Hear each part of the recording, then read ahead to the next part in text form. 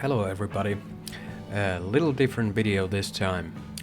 Last Friday was the day a new Jethro Tull album came out, and while I was listening to it, I was beginning to think that in which point a band becomes a sellout.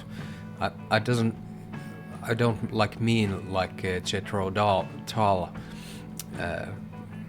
Like if you can even call it that. That's a subject for another video, maybe an album review or something. I don't want to get really into it, but it made me think in which point a band becomes a sellout, and why do people even think about it?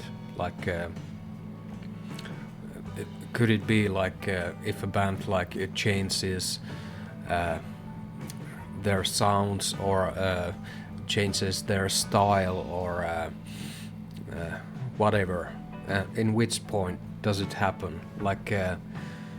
I know that if you're a new band, I can even see it on certain reaction videos that I've made that not everyone always liked the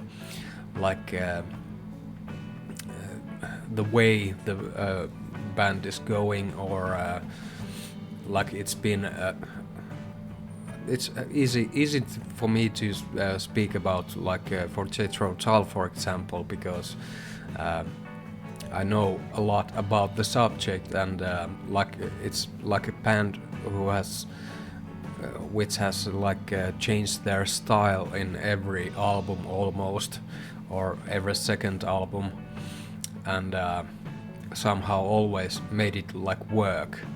But changing the styles have alienated the audience. I just watched the Bob Dylan movie. It was a similar with Bob Dylan.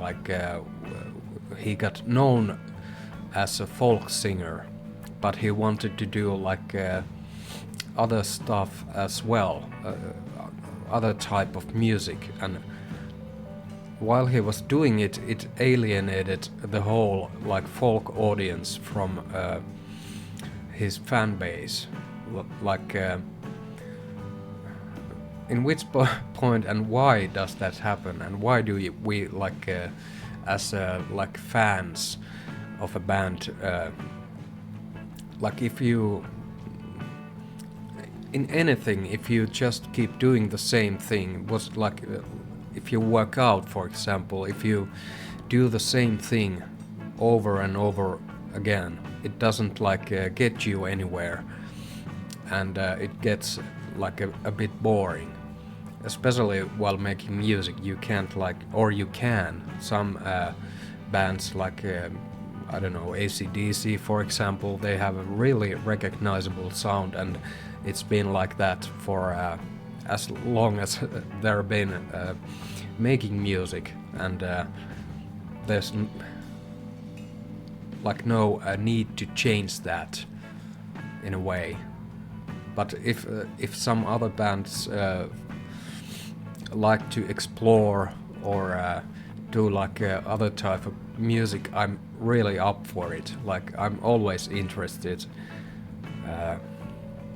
to hear acoustic versions of the songs, for example, that not everyone's brain work that way, or at least my brain works that way.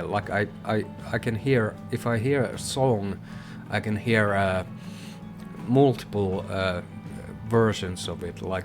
You can make it into jazz, or make it into metal or rock, or I like to think that way. And but if I listen to a band, it's the OG sound is always there, despite the what era the band was at the time I first heard it. So, and if I hear an album, let's say 10th album, and that's my first first connection to the band, for example, that does that for me, the first thing I've heard is the OG, and for those who have heard the first albums, second album, and so forth, that's the OG sound that they want to hear. I'm guessing, like, but in which point, it's all about which point you like jump into the rabbit hole, so to say, and start like listening. But I don't just understand the why you have to like disagree with the band you love for something they did, and like in which point that happens. And is it like if you're unknown, like you got known from this type of sound, for example, and then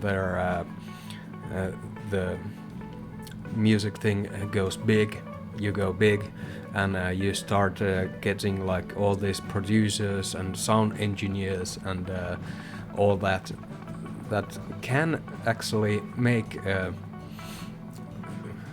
the albums sound like a certain way, like so it's not like because radios needs the quality of the recordings to be in a certain way if you want to be on top, and if you want to be on the radios, and not everyone has the like knowledge to do it by themselves.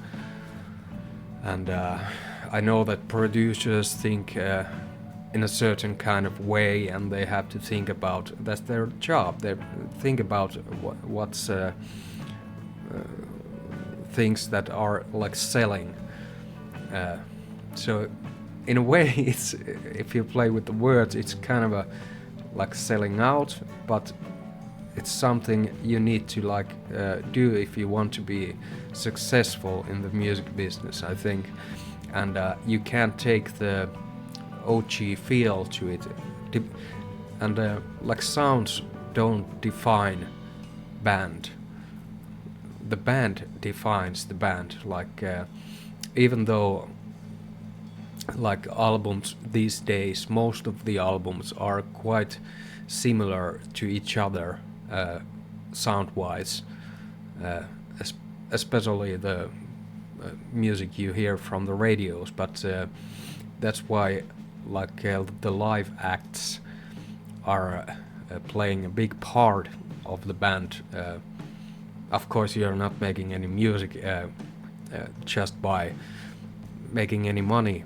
I mean, like just by like listenings in Spotify, for example. But the live shows, live acts, that is what that defines the band.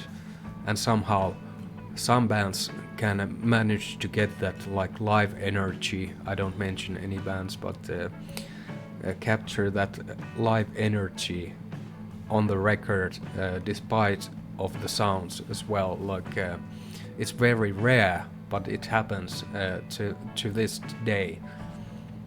And I'm really like, I don't know why that is.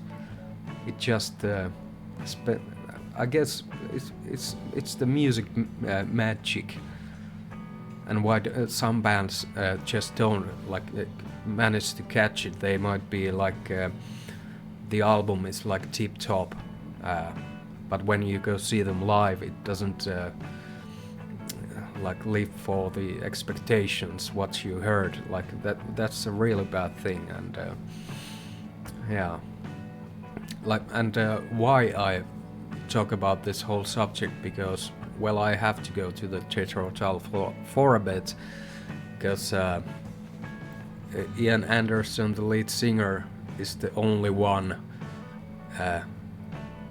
in the Jethro Tull that is like original, like original member in a band. And since Martin Barre's departure, the guitar player from the band, for reasons unknown for the fans, and yeah, it kind of took the whole, like they're in its like 50-year career or so.